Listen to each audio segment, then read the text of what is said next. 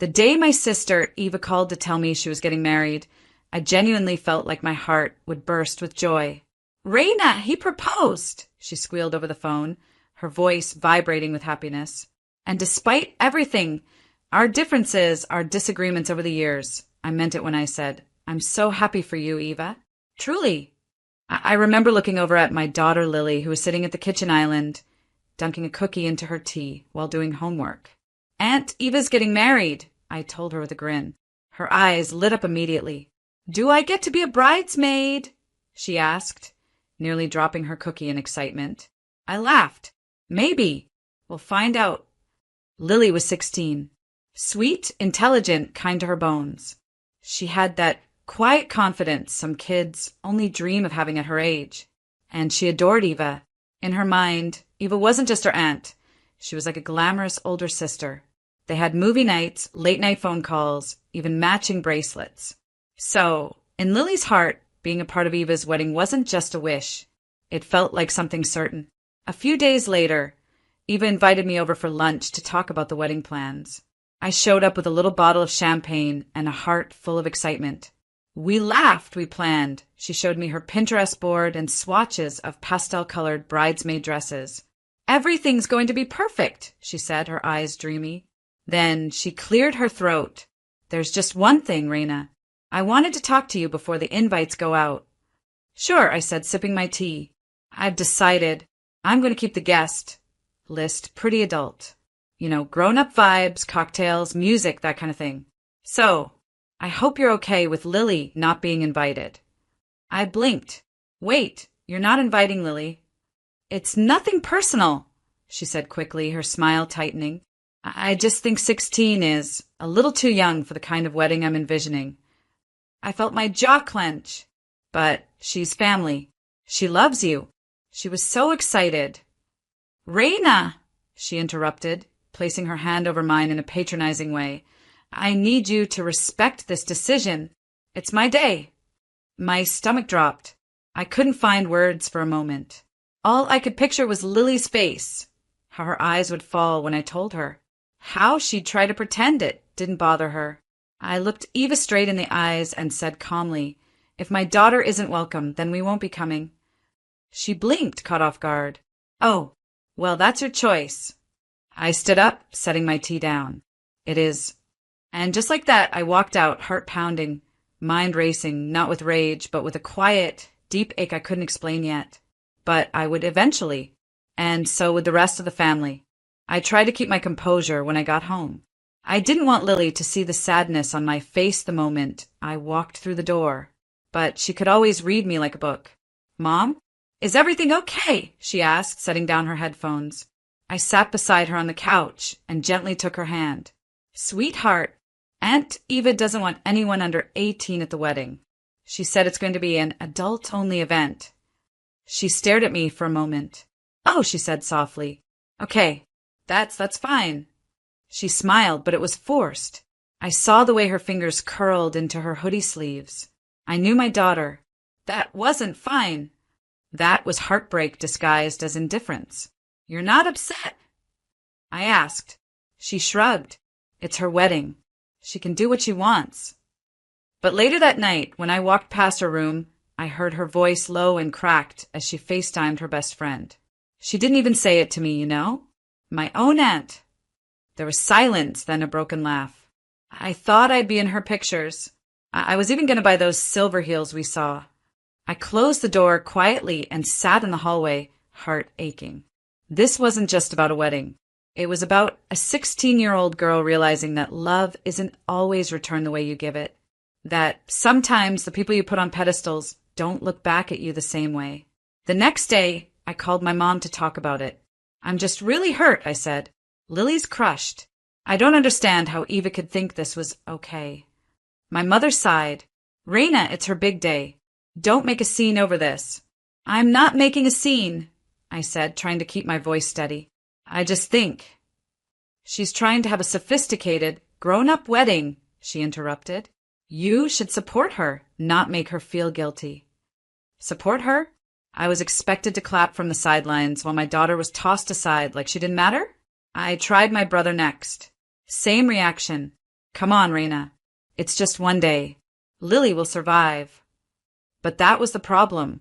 No one was thinking about how it felt to be the only family member excluded. Not because she misbehaved. Not because she couldn't make it. But because she didn't fit some arbitrary grown-up vibe.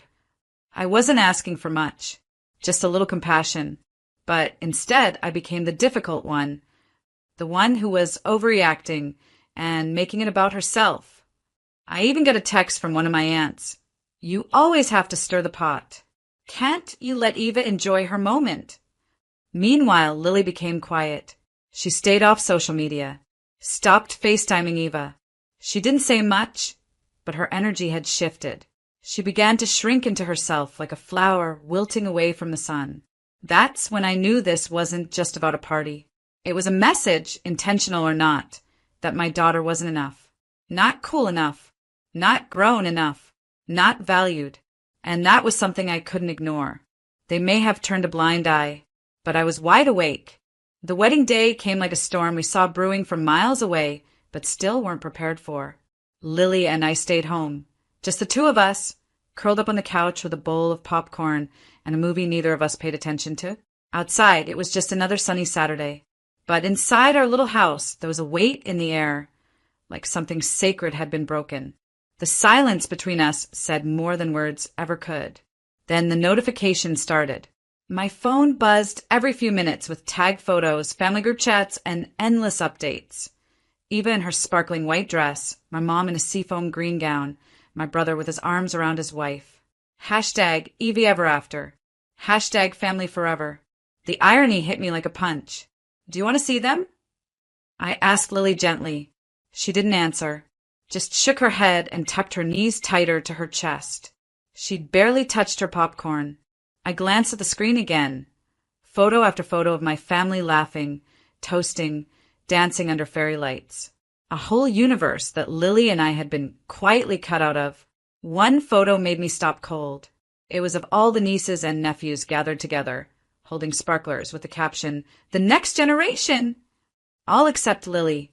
She had literally been erased. That night, Lily didn't say much. She just went to her room early, claiming she had a headache. I waited a few minutes, then walked up quietly to check on her. Her door was open just enough for me to see her curled under the blanket, headphones in, her phone screen glowing as tears rolled down her cheeks. I backed away, heartbreaking, and sat on the stairs, clenching my fists. It wasn't just a wedding. It was a message. A reminder that you can love people with your whole heart and they'll still decide you don't fit their picture. The next day, I noticed her starting to pull away. Not dramatically, just subtle things. She stopped calling her cousins, ignored texts, deleted her Instagram. I saw the light in her dim, just a little more each day. I wanted to scream. At Eva. At my mother. At the whole damn family. Instead, I sat with Lily, trying to find ways to bring her back to herself. You know this doesn't mean anything about your worth, right? I told her one night, holding her hand across the kitchen table. Their choice says everything about them, not you. She nodded, but her eyes didn't quite believe me. And I realized something in that moment. This wasn't about a party or an invitation. It was about what people choose to prioritize. It was about a girl who had done nothing wrong being made to feel invisible by people who were supposed to love her unconditionally. It was about how casually we discard others when they don't fit the narrative we're building for ourselves. And maybe they thought it would all blow over, that we'd forget, forgive, and pretend none of it mattered. That Lily would bounce back, and I'd sweep the pain under the rug. But they didn't know me, and they definitely didn't know my daughter, because while they were busy staging perfect photos for likes and comments, something inside me was shifting. Quietly, firmly. I wasn't planning a fight. I was planning something better. I didn't send a dramatic text or post some cryptic quote online. I didn't confront Eva or demand an apology. I simply stepped back. It started with brunch, a weekly tradition with my mom and aunts, filled with passive-aggressive compliments and forced laughter. I canceled. No excuse, just won't make it today. Then another Sunday came and went. And another. Eventually the text slowed. Then stopped. I left the family group chat quietly, not in a blaze of drama, but like a door that closes gently and doesn't reopen. No one asked why. Or maybe they noticed and chose not to. I didn't care. The truth is I was tired. Tired of pretending the weight in my chest was something I could ignore. Tired of showing up to people who wouldn't show up for us. So I gave all my energy to someone who deserved it. Lily. I started planning little Saturday adventures. Just the two of us. Farmers markets, art museums, coffee shops with poetry readings. Places that made her eyes light up again. Sometimes we didn't even do anything special. We just lay under blankets, binge-watching mystery shows. And that felt more honest than any family gathering ever had. I didn't need to explain my silence to anyone. If they didn't feel the absence of Lily at the wedding, they weren't going to feel our absence now. And still the texts came from time to time. You've been distant lately.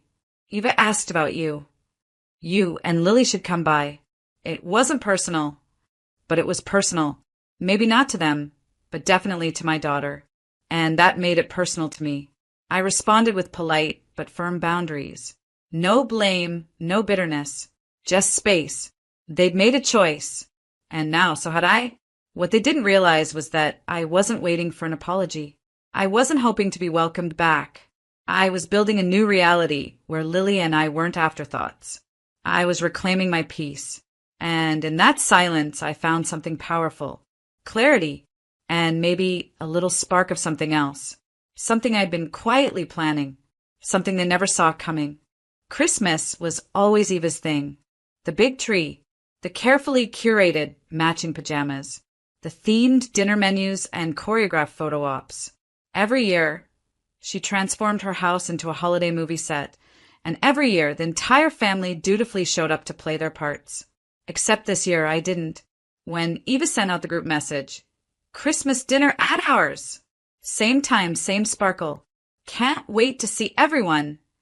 I replied simply, thanks, but Lily and I already have plans. No drama, no explanation, just a calm boundary. She didn't reply, neither did anyone else. But I saw the read receipts, and that was enough. What they didn't know was that I'd been planning this Christmas since the night of her wedding. Not out of spite, but out of intention. I didn't want to spend another holiday being a prop in someone else's perfect picture. I wanted something real, something warm, something Lily would actually feel, not just pose for. So we stayed home and made our own magic. I let Lily plan the day however she wanted. We baked cookies from scratch, the kitchen turning into a beautiful mess of flour and laughter. We made hot cocoa with real whipped cream and cinnamon sticks. No rules, no schedules, no pretending. Then we curled up in our living room, where I'd strung up fairy lights and lit cinnamon-scented candles. The tree was small, but every ornament told a story, little pieces of us.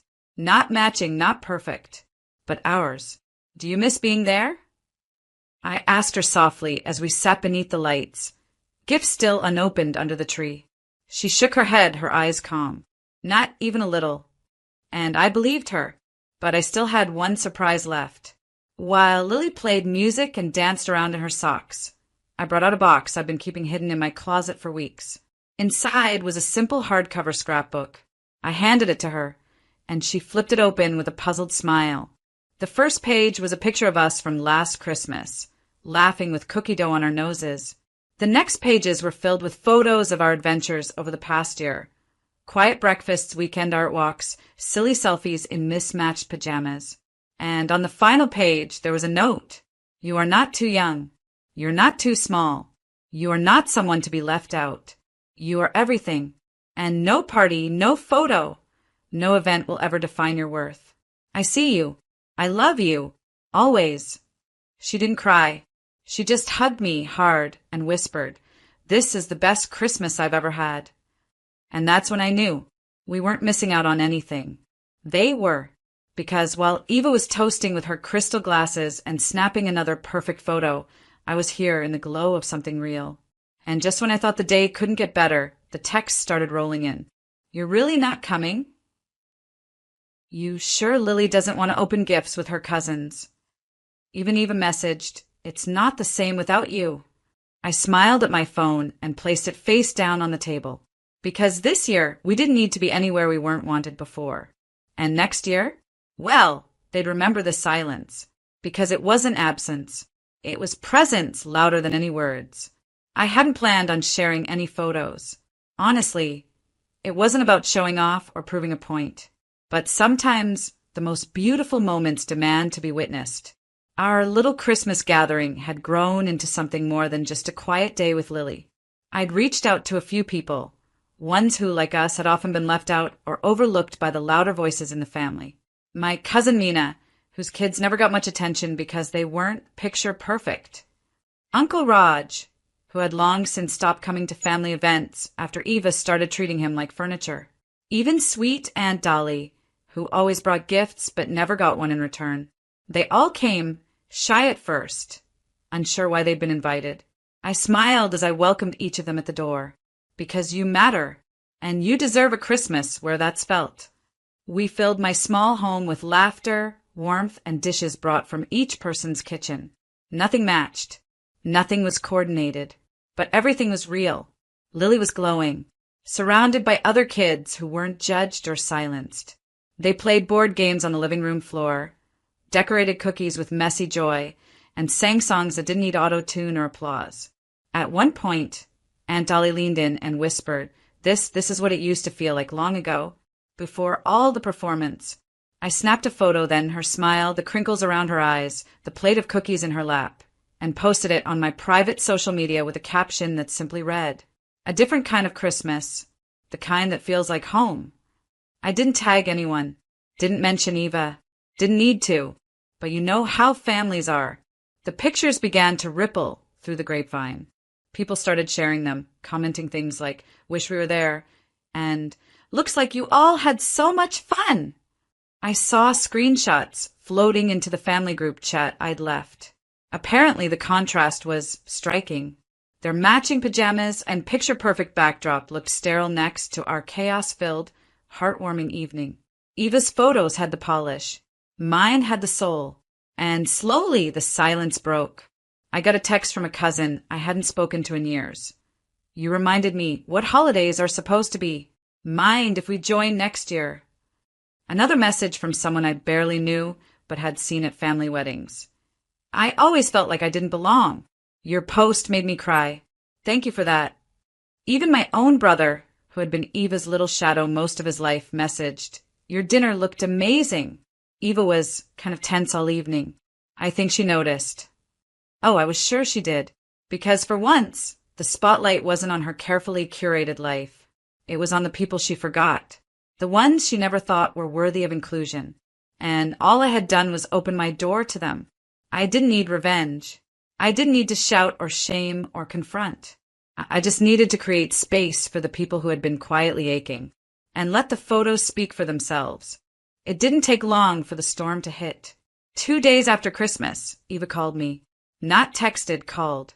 I stared at the screen as it rang, her name glowing like a warning sign. And against my better judgment, I picked up. Her voice was sharp, coated in sugar but laced with fury. So, what exactly was that little Christmas stunt about? I stayed calm. It wasn't a stunt. It was Christmas, with people who've been left out one too many times. You're dividing the family, Reina, she hissed. Do you know how many people were talking about you? Sharing your photos like you're some kind of saint. I didn't divide the family, Eva, I replied. I just stopped pretending it wasn't already broken. That's when she lost it. You're bitter because Lily didn't get invited to the wedding. That's what this is really about. You're twisting everything and making me look like a villain. I didn't yell. I didn't defend. I don't need to make you look like anything, Eva. People see what they see. Maybe it's time you asked why. She hung up, but the silence didn't follow, because once that phone call ended, the real unraveling began. Apparently, Eva hadn't realized how many people in the family had been simmering with unspoken resentment. My dinner had been the spark, but the fire had been smoldering for years. Group chats exploded. My cousin Neha finally said it out loud. Remember when Eva made fun of my son's stutter during that reunion? And everyone laughed? He cried the whole way home. Aunt Dolly added, I haven't had a Christmas gift with my name on it in 15 years. Even my brother, the golden boy of the family, confessed she uninvited my wife from the baby shower because her style didn't fit the vibe. I never said anything, but it always hurt. More messages poured in. People remembering times they'd been overlooked, excluded, made to feel small, all for not fitting Eva's image of perfection. And suddenly, the family's golden girl wasn't so golden anymore. Eva tried to salvage it, of course. She posted a long, syrupy caption on Instagram with a slideshow of her Christmas dinner. Family is everything. Grateful for another perfect holiday surrounded by love. But the comments told a different story. I guess not all the family was there, huh? Real love doesn't exclude. Wish I'd been at Raina's house instead. Her mask was cracking, and for once no amount of forced smiles or pastel filters could hold it together. She tried messaging relatives privately, spinning her version of events. But too many people had seen the truth now. And once people feel seen, they don't go back to being invisible. One by one, the facade collapsed. My parents, who had always blindly backed Eva, called me that evening. At first, they tried to guilt me. You didn't even show up. You could have caused a real scene if you had. But I could hear the unease in their voices. I wasn't the problem anymore. The problem was how long they'd ignored the actual one. And now the entire family knew it. I didn't scream. I didn't argue. I just said, maybe this Christmas was exactly what needed to happen. They didn't know how to respond, because the truth was finally louder than their excuses. And the woman they once dismissed for being too sensitive, she'd quietly pulled the thread, and the whole tapestry of pretense had come undone. I stood at the kitchen sink days after New Year's, rinsing the last of the dessert trays from our Christmas dinner. Outside the window, Lily and two of the younger cousins were building a lopsided snowman, laughing so hard they could barely pack the snow straight. That sound, that laughter, was everything. No filter, no spotlight, no performance, just joy. I didn't throw a fit when Eva banned my daughter from her wedding. I didn't start a war or beg to be included. I didn't try to argue with people who'd already decided who mattered and who didn't. I just chose a different path. I protected Lily, even when the world told me I was overreacting. I gave her space to hurt, and then I gave her space to heal. I reminded her that her worth isn't determined by an invitation or a seat at someone else's table. Instead, we built our own table. And when I quietly opened that door to the overlooked and the forgotten, when I welcomed them with no expectations, no obligations, I felt something I hadn't in years. Peace. This wasn't about revenge. It never really was. It was about clarity. Because when people show you who they are, when they make it clear you're only valuable if you fit their mold, you don't have to fight them. You just stop playing along. Let them keep their cold elegance and curated perfection. Let them sit in rooms where only certain people are allowed in. I'll take messy joy over manufactured beauty any day. And as for Eva, I didn't need an apology from her. The truth had found its way out, louder than I ever could have shouted it. And honestly, the silence that followed said more than any apology ever could. That Christmas didn't just change the family. It changed me. I'm no longer the woman who waits for others to include me. I'm the woman who makes her own circle and fills it with light. As I dried my hands and looked back out at Lily, she caught me watching and waved, her cheeks pink with cold, eyes full of life again. That wave, that smile, that was my closure. That was my quiet victory. And it was enough.